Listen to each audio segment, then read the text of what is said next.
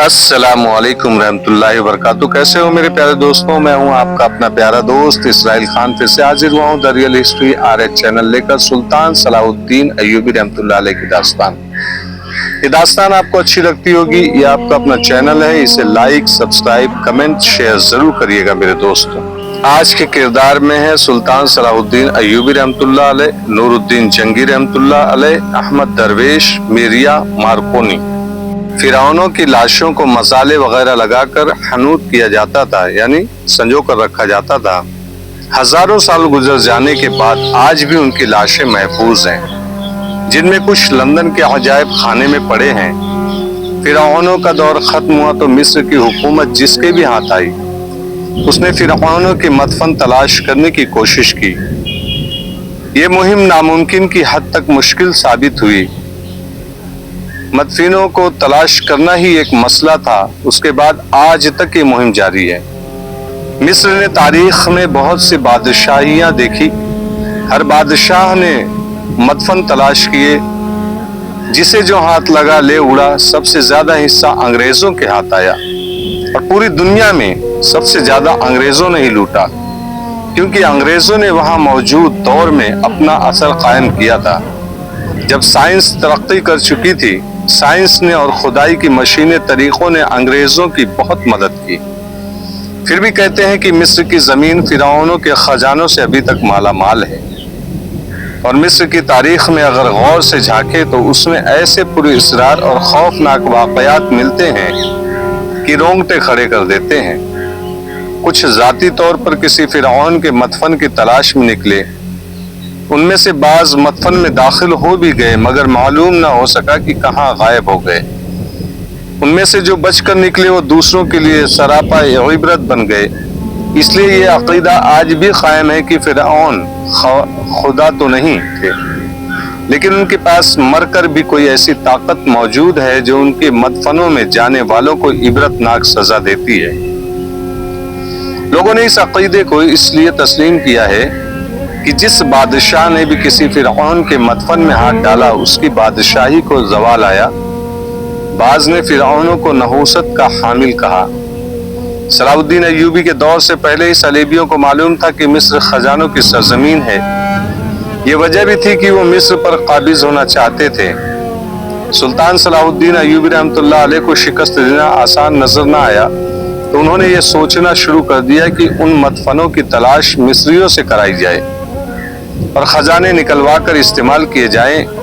उन्हें किस तरह पता चल गया था कि मिस्री हुकूमत के पुराने कागजात में ऐसी तहरीरें और नक्शे मौजूद हैं जिनमें बाज मदफनों के मुतालिक मालूमात दर्ज है। उन कागजात तक पहुंचना आसान नहीं था। सलेबियों ने मिस्र में बड़े ज़हीन जासूस भेजे थे जो सिर्फ ये मालूम कर सकते थे कि ये कागजात कहाँ हैं और किस तरह उड़ाए जा सकते हैं, मगर इस शूबे के सरबराह को अपनी गिरफ्त में लेना मुमकिन न था। उन दिनों जब सुल्तान अय्यूबी शुबक और कुर्क की जंगों में उलझा हुआ था और उनकी गैर हाजिरी में मिस्र साजिशों की जरखेज जमीन और बगावत का आतिश फशा बन चुका था, सलेबियों के माहिर सुराग रसा हरमन ने कामयाबी हासिल कर ली थी कि सुल्तान अय्यूबी की फौज के एक आला कमांडर अहमद दरवेश को अपने हाथ में ले लिया था। अमर सूडानी था, उसके खिलाफ कोई ऐसी शिकायत नहीं थी कि वो गद्दार है। सुल्तान अय्यूबी के उस पर एतमाद था। उसने सुल्तान अय्यूबी की जेर कमान लड़ाइयाँ लड़ी थी और कमांडरों के सफ में नाम पैदा किया था। बाद के इंकशाफात से मालूम हुआ कि यह कमाल मिरिया इस्थीना नाम की एक सलेबी लड़की का था। मिरिया इस्थीना, उसने अहमर के दिमाग में सूडान की मोहब्बत, सुल्तान अय्यूबी की मुखालफत और सूडान और मिस्र की सरहदी इलाके में से कुछ हिस्से की खुद मुख्तार रियासत का लालच पैदा किया था। वो था तो मुसलमान, लेकिन सलेबियों ने उसके दिमाग में डाल दिया था कि वो पहले सूडानी और बाद में मुसलमान है। अब जबकि नूरुद्दीन जंगी की कुर्क का किला तोड़ लिया था और सुल्तान अय्यूबी मिस्र में गद्दारों का किला कमा कर रहे थे, अहमद दरवेश ने सलेबी जासूसों के साथ कई एक मुलाकातें कर ली थी। उसने किसी को शक तक नहीं होने दिया था कि वो दुश्मन के साथ साजबाज कर रहा है। اس نے مرکزی دفاتر میں اتنا اثر و رسوخ پیدا کر رکھا تھا کہ وہ پرانی دستاویزات تک پہنچ گیا تھا۔ وہاں سے اس نے جو کاغذات چوری کرا لے ان میں بظاہر اوٹ پٹانگ سی لکیروں کا ایک نقشہ تھا۔ دراصل یہ کاغذات نہیں، کپڑے اور کاغذ کے درمیان کی کوئی چیز تھی۔ ایسے ہی چند ایک اور کپڑے یا کاغذ تھے جن پر فرعونوں کے وقتوں کے عجیب و غریب تحریریں تھیں جنہیں پڑھنا اور سمجھنا ممکن نظر نہیں آتا تھا۔ یہ کسی کو دکھائی بھی نہیں جا سکتی تھی۔ بہرحال کسی طرح ان تحریروں کے معنی راضع کر لیے گئے۔ انکشاف یہ ہوا کہ قاہرہ سے تقریباً 18 کوس دور ایک پہاڑی علاقہ ہے جو خوفناک ہے، بیکار ہے اور جس کے اندر شاید درندے بھی نہیں جاتے ہوں گے۔ اس کے اندر کہیں ایک فرعون کا مدفن ہے۔ یہ نہیں کہا جا سکتا تھا کہ یہ تحریر کہاں تک سیاہ اور بے معنی ہے یا صحیح ہے۔ اس میں لکیروں میں ہاتھ سے بنی ہوئی چند ایک تصویریں بھی تھی۔ کہانی کا کچھ حصہ ان تصویروں میں چھپا ہوا تھا۔ احمد نے قسمت آزمائی کا فیصلہ کر لیا۔ اس فرعون کا نام ریمینی دویم تھا۔ اس کے مدفن کی تلاش اور کھدائی کے لیے صلیبیوں نے قاہرہ میں چند ایک ہوشیار، دانشمند اور جفاکش جاسوس بھیج دیے تھے۔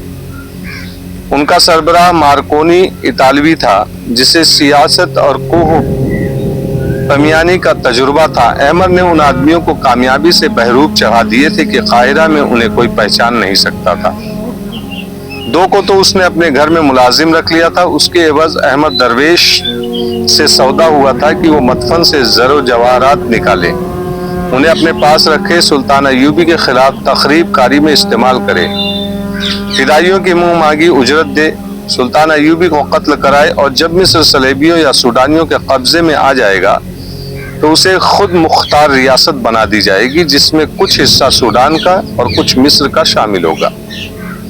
اسے یہ بھی کہا گیا تھا کہ اس تلاش کے دوران اگر سلطان ایوبی صلیبیوں پر یا سوڈانیوں پر حملہ کرے تو احمد اپنے زیر کمان دستوں کو سلطان ایوبی کی جنگی چالوں کے الٹ استعمال کرے۔ احمد درویش کا دماغ اتنی بڑے لالچ کے جادو کی گرفت میں آ چکا اور اس نے مارکونی کو ان دو صلیبیوں کے ساتھ جو اس کے نوکروں کے بحروپ میں اس کے گھر میں تھے نقشہ دے کر مدفن کی تلاش کی مہم پر روانہ کر دیا تھا۔ ایک جاسوس کی وساطت سے اس نے ہرمن کو اطلاع بھیج دی تھی کہ تلاش شروع ہو چکی ہے۔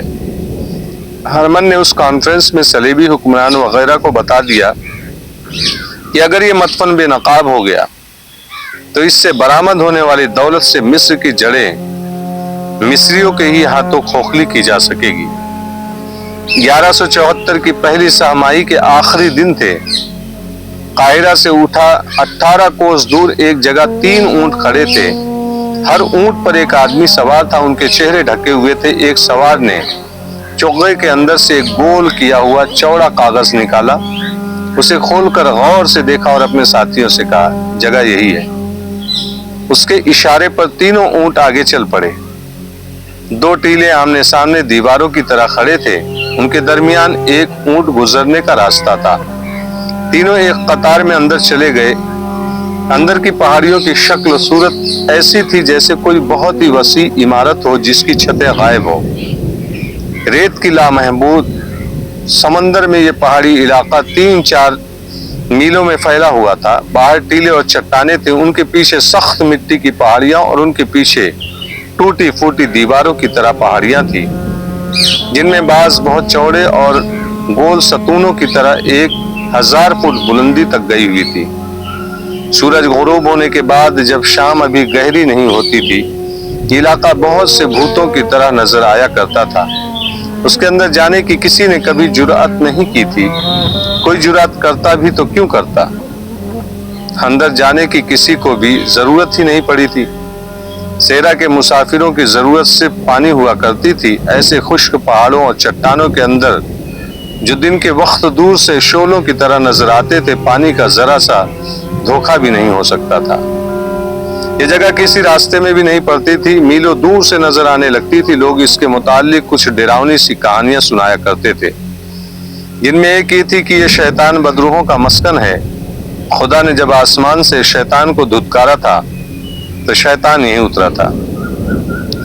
اس علاقے کی چونکہ فوجی اہمیت بھی نہیں تھی، اس لیے فوجوں نے بھی کبھی اس کے اندر جانے کی ضرورت محسوس نہیں کی تھی۔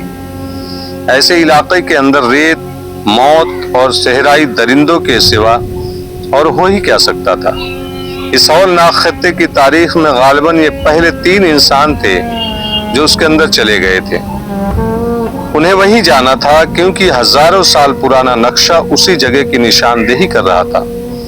صرف ایک لکیر شک پیدا کرتی تھی، یہ ایک ندی کی لکیر تھی، مگر وہاں کوئی ندی نہیں تھی۔ اس کی جگہ اب ایک بڑا ہی لمبا نشیب نظر آتا تھا جس کی چوڑائی 12-14 گز تھی۔ اس کے اندر کی ریت کی شکل و صورت بتاتی تھی کہ صدیوں پہلے یہاں سے پانی گزرتا رہا ہے۔ اسی نشیب میں جو قریب ہی کہیں ختم ہونے کے بجائے دریائے نیل کی طرف چلا گیا تھا، شتر سواروں کو یقین دلایا تھا کہ وہ جس جگہ کی تلاش میں ہیں وہ یہی ہے۔ ان سواروں میں ایک مارکونی اطالوی تھا